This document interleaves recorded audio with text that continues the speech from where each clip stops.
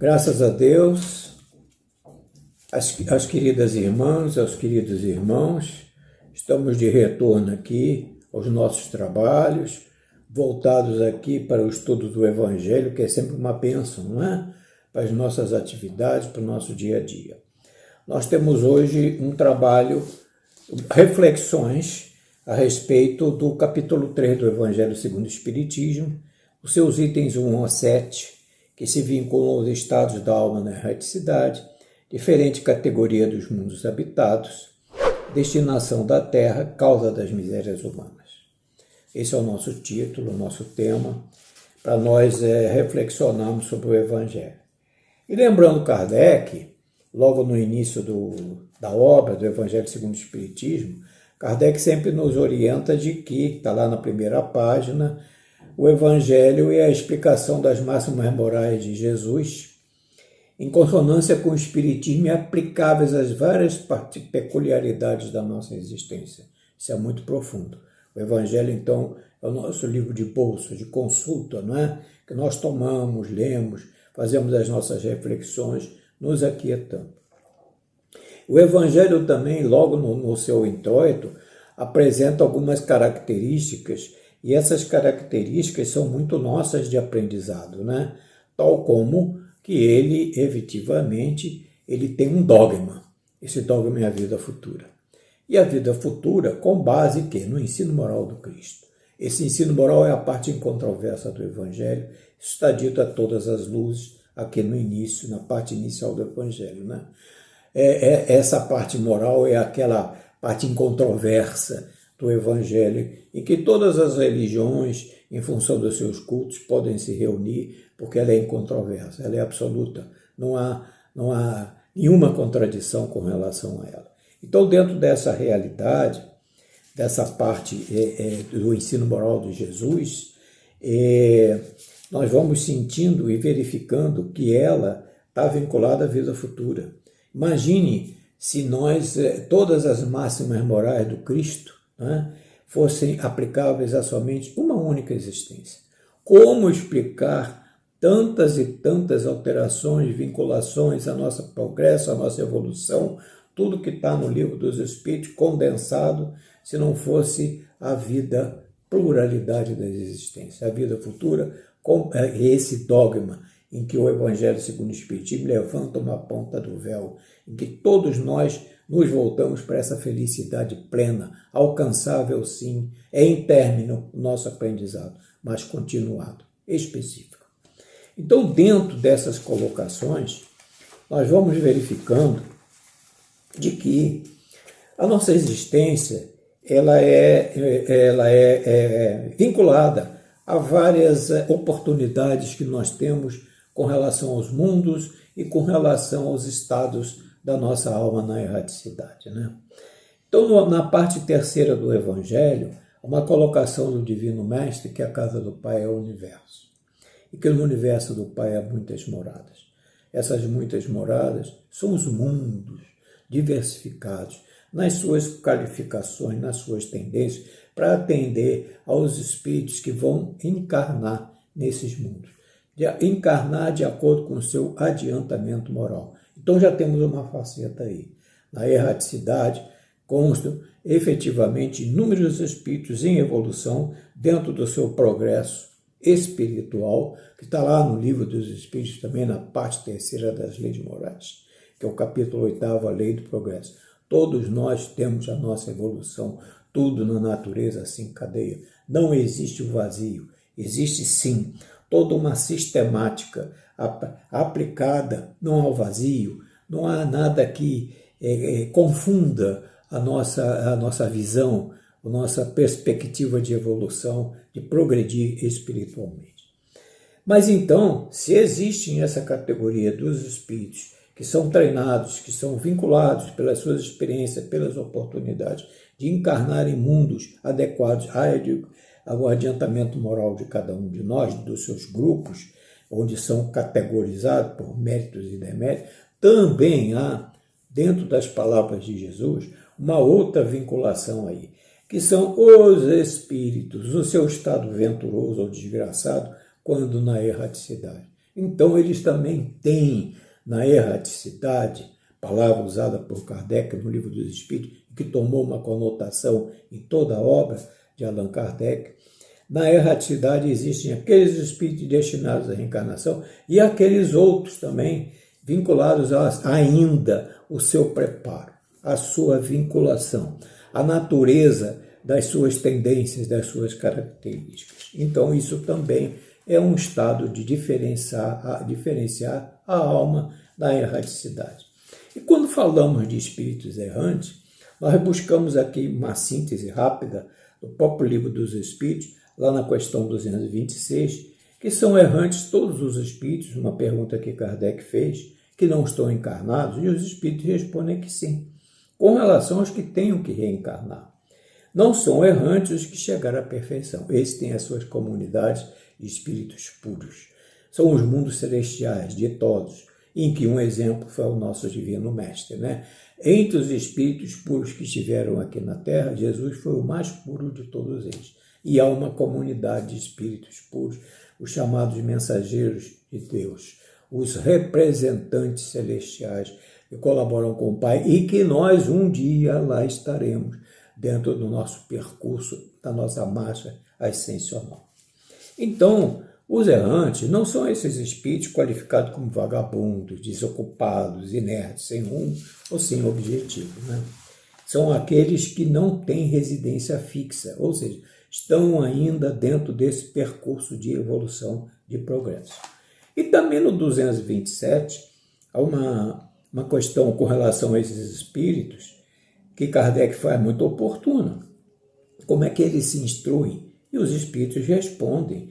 E que eles estudam, procuram os meios de elevar-se, né? Vão, observam, vão aos lugares, ouvem os homens cultos, ouvem entidades espirituais, e aí eles vão vendo nesse concurso, nesse progresso evolucional, aquilo que falta a cada um deles para tomar o seu rumo de ascensão e se preparar para futuras encarnações. Esse é um processo de habilitação, vamos dizer assim, não profissional, mas espiritual. Então, quem diz estudo, elevação, ouvir, progredir, os espíritos se referem a esforço, trabalho, disciplina, progresso, né? Com relação a essa questão, fugindo um pouco da codificação, nós nos lembramos de uma obra de André Luiz, Obreiros da Vida Eterna, que na apresentação da obra, Emmanuel faz uma conotação com relação a esses mundos, a essas esferas, o trabalho na erraticidade. Emmanuel coloca lá no prefácio, está lá no prefácio de Obreiros da Vida Eterna, nós destacamos aqui apenas e tão somente um pequeno trecho para dar autenticidade a tudo que nós estamos falando no nosso hoje, porque a codificação, o Livro dos Espíritos, as próprias obras que integram a integração são da época de 1857 para cá. Já a obra de André Luiz em Obreiros é bem mais recente, algo em torno de 70 anos, 77, que foi a sua publicação. Então, Emmanuel observa que o Espiritismo começou o inapreciável trabalho de positivar a continuação da vida além da morte. Fenômeno natural no caminho de ascensão. Esferas múltiplas de atividade espiritual interpenetram-se nos diversos setores da existência, é o que nós estamos falando. A morte não extingue a colaboração amiga, o amparo mútuo, a intercessão confortadora, o serviço evolutivo. As dimensões vibratórias do universo são infinitas, como infinitos são os mundos que povoam a imensidade. Profunda a colocação de Emmanuel, e Emmanuel faz uma síntese de tudo que nós estamos falando aqui, são essas oportunidades, esses desdobramentos, porque na natureza tudo se encadeia, tudo tem um fim útil, e nós não estamos deserdados da misericórdia divina, não somos órfãos, nós estamos sendo assistidos. A misericórdia divina propõe todos os caminhos razoáveis, racionais, nos dando aquele apoio para nosso progresso espiritual. Em função disso, como são vários os mundos, dentro do Conselho Universal dos Ensinos dos Espíritos, estão as verdades inconcussas que o Espiritismo nos traz, não é? nós vamos verificando que as condições do mundo que circulam no espaço infinito é própria do adiantamento ou de inferioridade de seus habitantes, como já tínhamos analisado antes, né? Há, assim, por via de consequência, entre eles, aqueles mundos ainda inferiores à da própria Terra. Sabemos disso, tanto física quanto moralmente. Outros da mesma categoria que a Terra, que o nosso.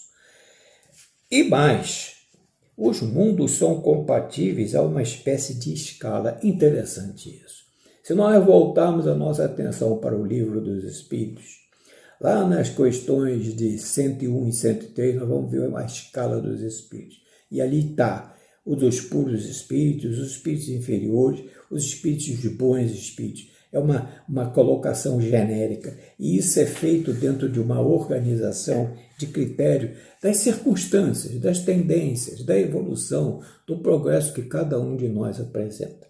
São méritos e deméritos, como hoje nós temos nas grandes empresas, determinadas situações em que nós somos analisados, classificados com relação ao nosso desempenho, com relação às nossas iniciativas, com relação ao nosso pensar, com relação à nossa inteligência como tal ou qual problema, como é que nós nos portamos com determinadas tarefas que nós trazemos.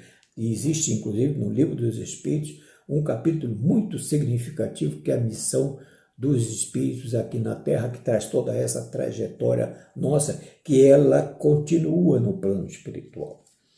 De forma que essa classificação dos mundos, ela está vinculada a essa tabela, a esse quadro de evolução de cada um de nós se encaixando nessa escala espírita que Allan Kardec contribuiu e pelas vozes da terceira revelação nos trouxe todas essas características. Então, dentro dessa condição dos mundos, o que nós vamos ver aí? Mundos inferiores, onde a existência é toda material, reinam soberanas as paixões, praticamente nula a nossa vida moral. Tem mais. À medida que a vida moral se desenvolve, a interferência da matéria é reduzida, de tal forma que naqueles mais adiantados, a vida, é, por assim dizer, mais espiritual, mais elevada, mais quintessenciada. No tocante aos mundos intermediários, há uma mistura entre o bem e o mal. Muitos predominância do bem, outros tantos predominância do mal. A nossa terra, mundo de provas e expiações, é a predominância do mal. Estamos no rumo, no caminho da regeneração e onde ainda o mal estará, não digamos necessariamente o mal. Há uma questão no Livro dos Espíritos que necessariamente Deus não criou seus filhos como maus, mas eles passam por uma fieira, a fieira da ignorância. Tanto assim é que na instrução de Jesus aos seus discípulos, Jesus dizia sempre a todos eles, quando um irmão cai, não foi ele que caiu, foi o mal que caiu junto dele. Ele, pelo seu livre-arbítrio, atendeu. Ele se vinculou às tendências negativas da ignorância e não utilizou o seu livre-arbítrio com relação à sua evolução, ao seu grau de inteligência, para discernir entre o bem e o mal, tal como consta no Livro dos Espíritos, na questão 780. Então, nós temos essas colocações que viabilizam, que trazem um espelho de como nós somos para ingressar em tal ou qual mundo, de como nós estamos na nossa erraticidade, para nos qualificarmos em que mundo nós vamos voltar, em geral, mais vinculados àqueles de onde deixamos, estamos nos preparando para retornar e retificar os erros, os nossos caminhos defeituosos no próprio mundo onde vivemos. É um exemplo da própria Terra. Então, nós vemos assim nessa classificação os mundos primitivos, quais seriam? São as primeiras encarnações da alma humana, registrando-se aqui que a Terra já foi um desses mundos primitivos. Porque se nós evoluímos, verdade se diga, os planetas que nós evoluímos também evoluem. O planeta que nós vivemos também evolui, porque a criatura se eleva, a criatura, o seu intelecto vai se elevando e as condições de moradia vão se elevando a uma proporcionalidade entre a inteligência e a materialidade, um ajudando ao outro. Mundos de prova e expiação, onde o mal domina e em que até o mal, as tendências, a fieira da ignorância é persistente. Mundos de regeneração, onde nós estamos caminhando, tem até essa obra recente do Divaldo, ditada por Filomeno de Miranda, no rumo do mundo de regeneração. Mundos ditosos, aí sim, mundos ditosos, o bem sobrepuja o mal. Não há o mal, não há os caminhos da ignorância. Já são mundos em que os espíritos já são bons espíritos, não são espíritos bons. Mundos celestes ou divinos, que nós já falamos dele, que Jesus faz parte dessa comunidade, onde exclusivamente reina o bem. Deixam então de ser errantes, tal como lá naquela questão 226 do Livro dos Espíritos.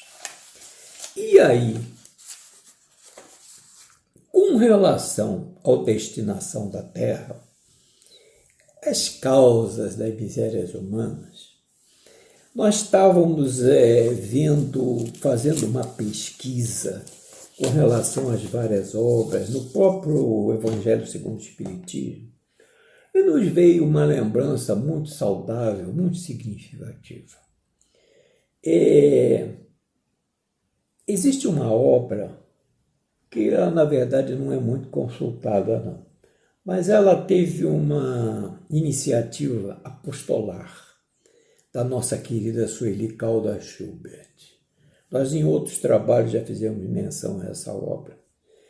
E a Sueli Caldas Schubert teve, assim, aquela inspiração dos seus protetores, certamente, de fazer uma obra em que ela analisara toda a codificação, né? Todas as obras que integram a codificação, o chamado Pentateuco da doutrina espírita.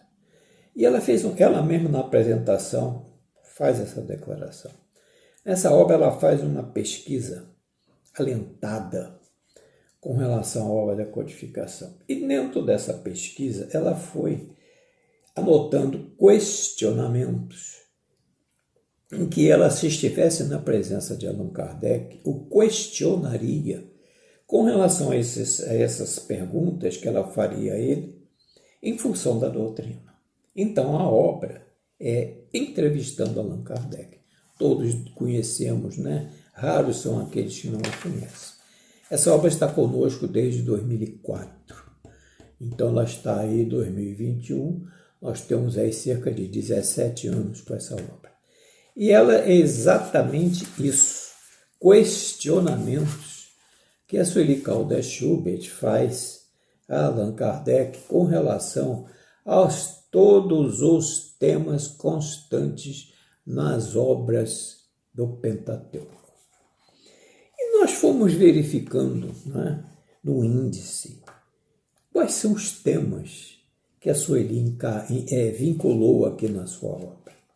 E verificamos, nós já havíamos lido esse livro desde a época de 2004, em que ele foi dado à publicidade. Nós nos lembrávamos de que havia e há nessa obra duas ou três questionamentos com relação ao tema que nós estamos verificando assim na sua síntese, porque em função do tempo seria elastecer muito todas as conclusões que nós chegaríamos, notadamente nesse capítulo final, que é a Terra, nosso planeta, e tanto sofrimento, tantas provas e expiações pelas quais nós passamos. E verificamos, página por página, fomos vendo os seus temas, e eis que nós encontramos aqui dois questionamentos que a Sueli Caldas Schubert faz a Allan Kardec como se ela estivesse na presença dele, numa entrevista, questionando, fazendo perguntas adaptáveis às respostas que Kardec já tinha consolidado nas suas obras. É como se nós assim, né, por exemplo, como exemplo disso, há cerca de em 2020, nós tivemos assim essa oportunidade, essa feliz oportunidade de receber também essa inspiração que foi estudando Boa Nova, de Humberto de Campos. Boa Nova é todo aquelas 30 lições que Humberto de Campos trouxe do folclore espiritual, né? Da história do cristianismo, milhares e milhares de histórias, ele selecionou 30, certamente inspirado nessas 30, para trazer aqui digamos assim, ao público, né? A comunidade espírita. Então, é como se nós, lendo a Boa Nova, nos colocássemos junto aos discípulos, junto à turba, questionando Jesus e ouvindo as respostas de Jesus. O de Sueli Caldas Chubres é algo mais ou menos semelhante a esse tipo de trabalho. Então, a Sueli, a primeira pergunta que ela faz a Allan Kardec, exatamente com relação ao nosso mundo, destinação da Terra, né, e as suas dificuldades, em provas e expiações, ela indaga de Allan Kardec. Como o senhor explica que o ser humano tenha que passar por tantas provas e aflições? Qual a razão disso? E aí, exatamente do Evangelho segundo o Espiritismo, no seu item 7, que é o item que nós estamos estudando, Kardec responde. Nós deixamos para o final. Os sentimentos devidos às causas anteriores à existência presente, como os que se originam de culpas atuais, são muitas vezes a consequência da falta cometida. Isto é, o homem, pela ação de uma rigorosa justiça distributiva, sofre o que fez sofrer os outros. Se foi duro e desumano, poderá, ele não diz deverá, é poderá. E depois vamos dizer por quê. Poderá, a seu turno, ser tratado duramente com desumanidade. Se foi orgulhoso, poderá nascer em humilhante condição. Se foi avaro, egoísta, ou se fez mau uso de suas riquezas, poderá ver-se privado do necessário. Se foi mau filho, sempre poderá, sofrer pelo procedimento dos filhos. Assim se explicam pela pluralidade das existências e pela destinação da Terra, tal como nós estamos vendo, como um mundo expiatório, as anomalias que apresenta a distribuição da ventura e da desventura, espíritos felizes ou infelizes, né? Desgraçados ou felizes, né? Entre os bons e entre os maus nesse planeta. Maus, fieira da ignorância. Semelhante anomalia, contudo, só existe na aparência, porque considerada tão só do ponto de vista da vida presente. Jesus no Evangelho nos fala da vida futura. O dogma é um dogma, verdade inconcursa e indiscutível, que é a nossa felicidade plena na vida futura. Aquele que se elevar pelo pensamento, de maneira a aprender toda uma série de existências, verá que a cada um é atribuída a parte que lhe compete, sem prejuízo da que lhe tocará no mundo dos espíritos, e verá que a justiça de Deus nunca se interrompe. De onde vem isso? Evangelho segundo o Espiritismo, item 7. E há uma outra pergunta, nós já estamos com quase 25 minutos, que é mesmo dentro da mesma, digamos assim, sequência de raciocínio dessa. As dificuldades e sofrimentos que a vida física apresenta e que constituem as provas e expiações são sempre resultado de ações prejudiciais de faltas. E Kardec, então, com base no próprio Evangelho segundo o Espiritismo, diz assim: não há crer, diz Kardec, no entanto, que todo sofrimento suportado no mundo denote de uma existência de uma determinada falta. Muitas vezes são simples provas buscadas pelo Espírito para concluir a sua depuração e ativar o seu processo. Isso aqui eu sempre me lembro de Judas Iscariotes. Humberto de Campos tem uma obra em que ele entrevista Judas na época da Paixão, Sexta-feira da Paixão, em que os espíritos nessa época vêm aos cenários terrenos lembrar-se das suas existências pretéritas. E Judas, com relação a essa questão, disse a Humberto de Campos: eu venho aqui rever, venho aqui me lembrar, venho aqui me justificar e autoaprender, que foi uma constante na minha vida. Eu estou saciado de justiça.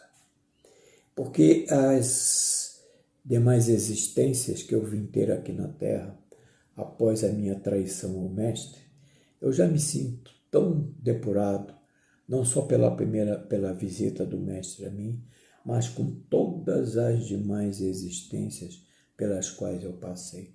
Passei por existências que eu queria, consciencialmente, dizer do meu espírito para comigo mesmo, que eu já estava plenamente justificado. Então, eu passei por existências que eu quis me autorrealizar, me autoconhecer, como Santo Agostinho nos traz no Livro dos Espíritos, famosa questão 919.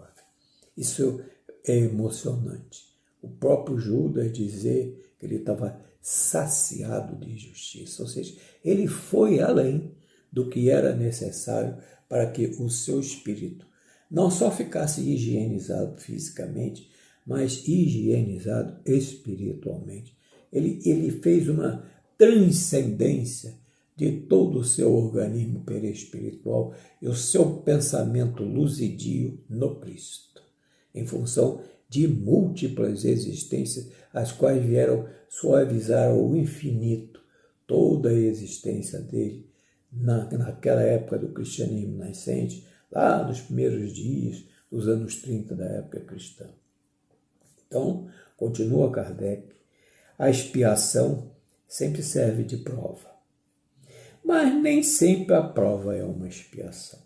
E aqui a gente vê Judas Iscariote dentro dessa perspectiva de se impondo o sentido de justiça, essa justiça distributiva que é respondida aqui na primeira questão, em que sabiamente a Sueli Caldas Schubert faz a Allan Kardec.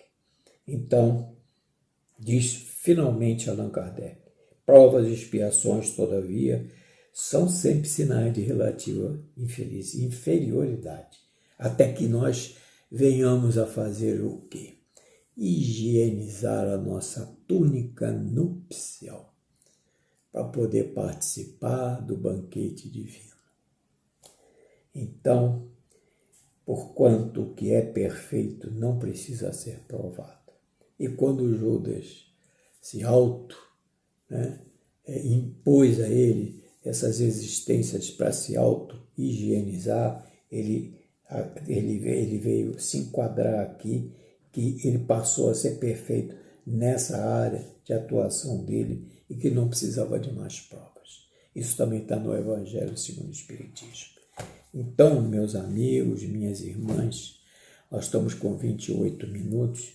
O que nós queríamos fechar aqui com muita emoção nesse momento é de que há nesse início do terceiro milênio uma torre de vigia para cada um de nós. Temos lido isso, temos aprendido muito. Essa torre de vigia é nada mais, nada menos do que o ensino moral do homem. É o homem sair da condição do homem carnal e buscar os caminhos da sublimidade do homem moral, do homem altamente espiritual. Essa é a nossa torre de vigia, é o nosso compromisso com a nossa consciência, com as multiplicidades que existem aqui na Terra. Essas questões que a Sueli submete a Kardec, que Kardec responde dentro do ensino moral de nosso Senhor Jesus Cristo. Então, nós estamos praticamente com 30 minutos. Esse, dentro dessa síntese, é o que nós queríamos trazer aqui, dentro dessa, digamos assim, desse momento que acima de tudo é de muito carinho, de muito respeito, de muita dignidade que nós temos com relação às obras codificadas, porque é Kardec, né? na sua lídima tarefa aqui na Terra, recebendo de Jesus esse encargo, que veio nos trazer o Espiritismo, trazendo o cristianismo primitivo na sua pureza, na sua essencialidade lá dos cenários do cristianismo primitivo nos nossos dias atuais. Graças a Deus, que assim seja. Estejamos na paz do Senhor. Até uma próxima.